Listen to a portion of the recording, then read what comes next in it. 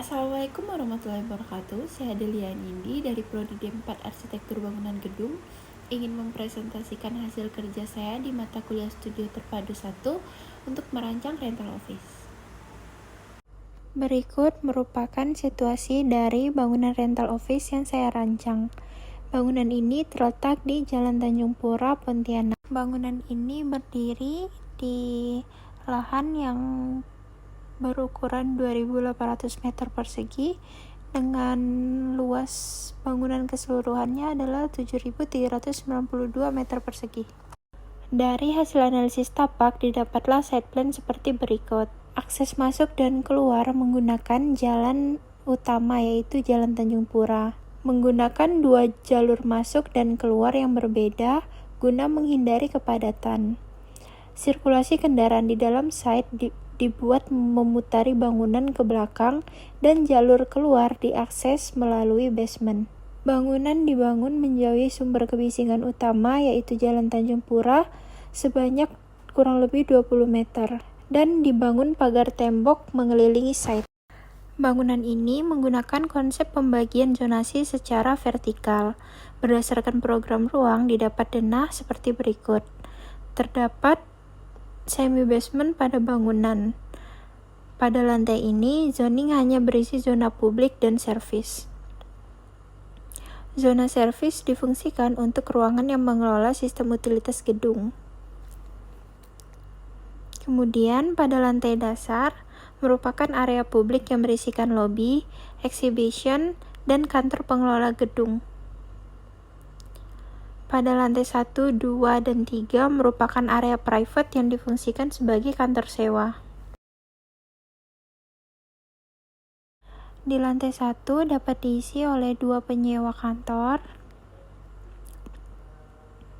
Kemudian di lantai 2 itu dapat diisi oleh 4 penyewa kantor. Dan di lantai 3 hanya dapat diisi oleh 1 penyewa.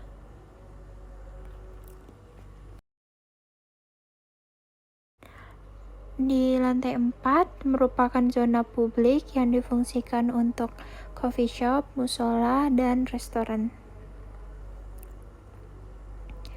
Dan di lantai 5 merupakan zona publik yang difungsikan sebagai ruang konferensi. Kemudian ini merupakan denah rooftop. Untuk membuat tampak gubahan massa yang saya gunakan pada tahap awal perancangan, saya memilih bentuk balok sebagai dasar eksplorasi massa. Bentuk ini dipilih untuk menanggapi bentuk lahan.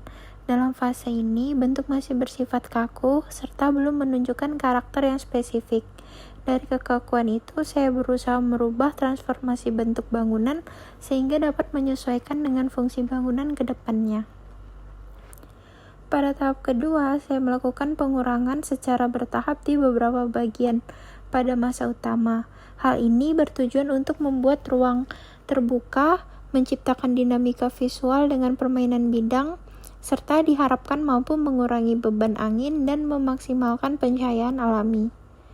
Kemudian yang terakhir, proses pengurangan massa dilanjutkan dengan lebih menyeluruh dan terarah, dan tidak lagi terbatas pada sisi tertentu.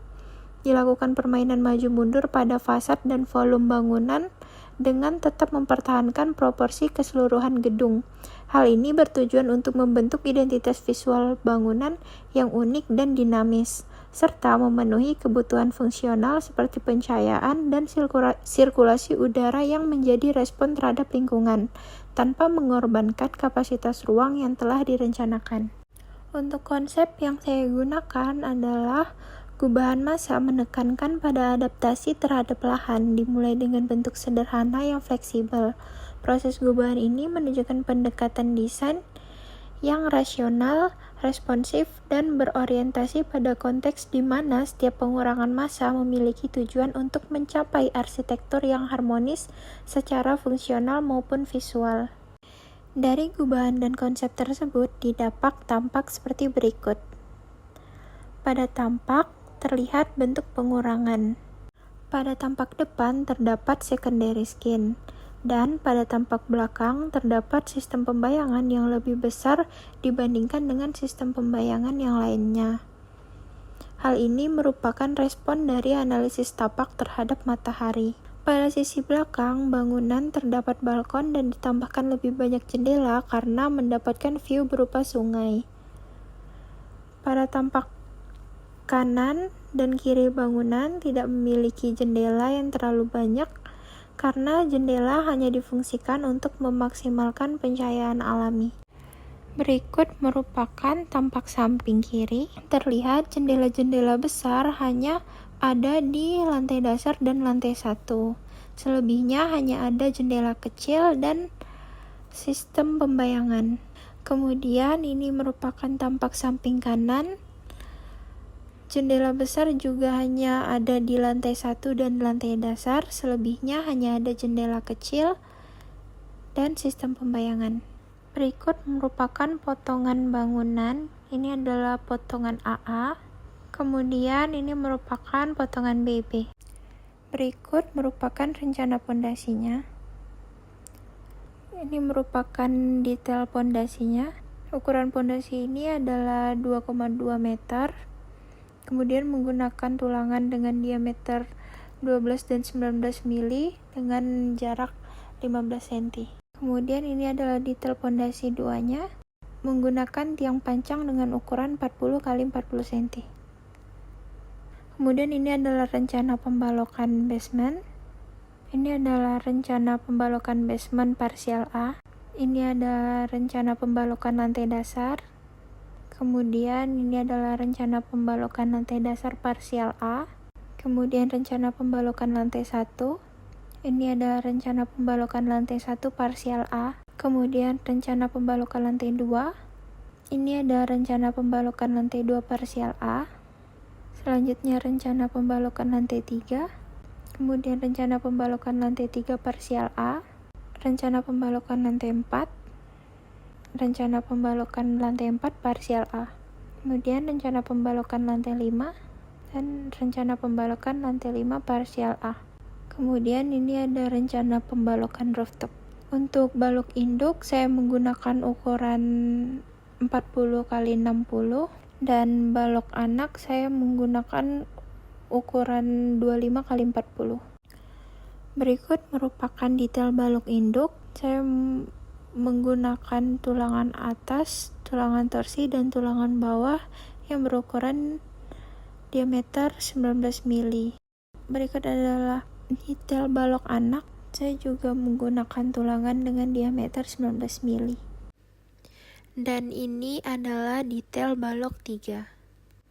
Selanjutnya untuk rencana atap, yang pertama ada rencana atap boarding, kemudian rencana atap rank. Untuk rencana atap materialnya menggunakan atap metal standing seam. Selanjutnya ada detail atap. Yang pertama ada detail kuda-kuda. Kuda-kuda menggunakan baja ringan kanal C dengan ukuran 3,5 x 7 cm.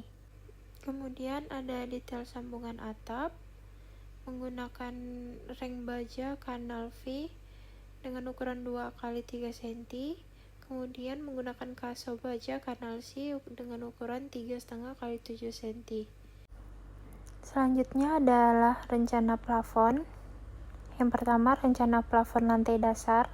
Saya menggunakan rangka holo dengan ukuran 5 x 5 cm dengan jarak 1,2 x 0,6 meter. Kemudian menggunakan plafon gypsum board setinggi 3,2 meter dari lantai.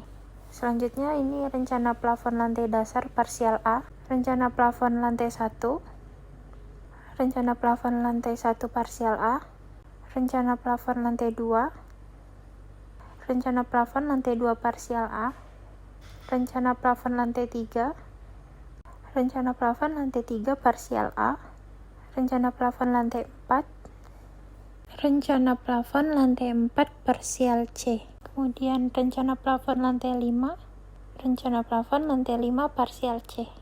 Dan ini untuk detail plafonnya, ini detail plafon 1 dan detail plafon 2. menggunakan rangka holo 5x5 cm dan menggunakan gipsum dengan ketebalan 9 mm. Selanjutnya ada rencana PJV. Yang pertama PJV basement, kemudian rencana PJV lantai dasar, selanjutnya rencana PJV lantai 1, rencana PJV lantai 2, rencana PJV lantai 3, rencana PJV lantai 4, rencana PJV lantai 5. Berikut merupakan detail PJV. Yang pertama detail P1 dengan dimensi 1x2 meter menggunakan material kayu dan terdapat 60 buah di bangunan ini. Kemudian detail P2 dengan dimensi 1,9x2 meter menggunakan material aluminium dan berjumlah 22 buah di bangunan ini. Kemudian detail J1 dengan ukuran 3x7,25 meter dengan material aluminium dan terdapat 15 buah di bangunan ini. Selanjutnya ada detail J2 dengan dimensi 1,2x2,2 meter menggunakan material kayu dan berjumlah sebanyak 212 buah di bangunan ini.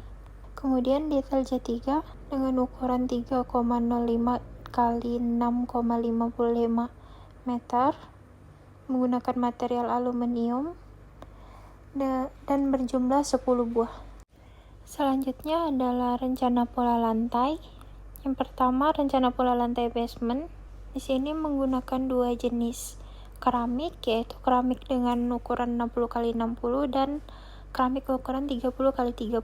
Kemudian rencana pola lantai dasar. Selanjutnya rencana pola lantai 1.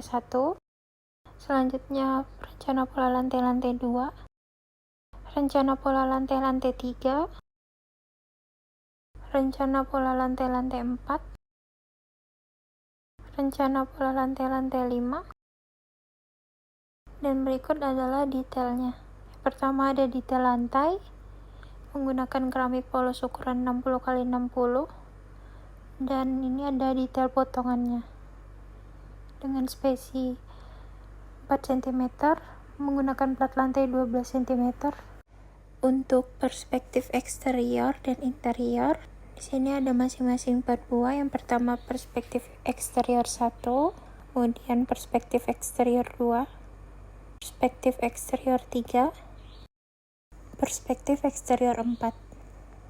Kemudian untuk perspektif interior, yang pertama ada perspektif interior resepsionis, kemudian ini perspektif interior ruang kantor, perspektif interior ruang rapat, dan perspektif interior ruang konferensi.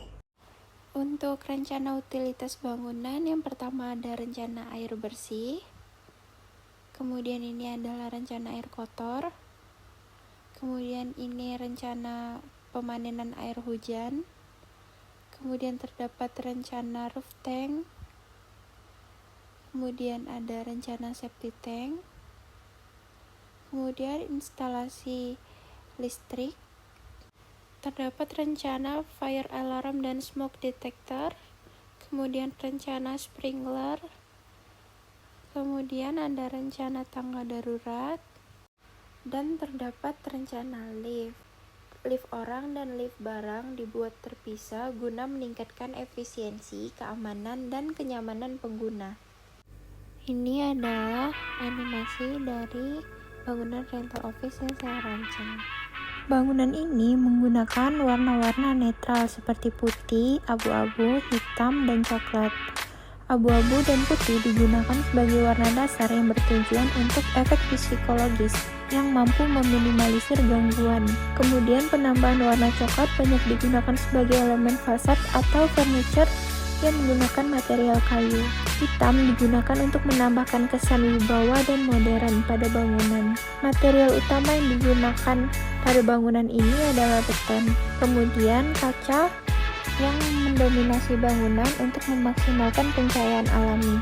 Kemudian aluminium komposit digunakan untuk material secondary skin.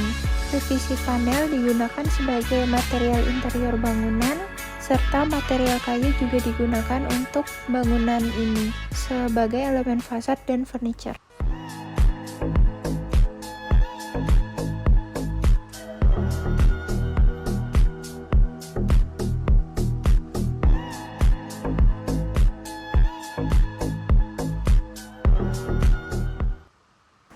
Sekian presentasi dari saya, mohon maaf atas kekurangannya. Atas perhatiannya saya ucapkan terima kasih.